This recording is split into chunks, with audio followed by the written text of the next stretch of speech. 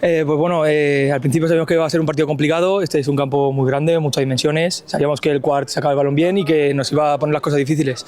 Hemos intentado sacar un poco el balón jugado, intentar hacer cosas nuevas, cosas que el Quart no se esperaba, pero ha sido un partido complicado. Venimos también cansados del partido del domingo. Ha sido una semana bastante de tute, pero la verdad que bastante bien, contentos con el punto y el fin de que viene más.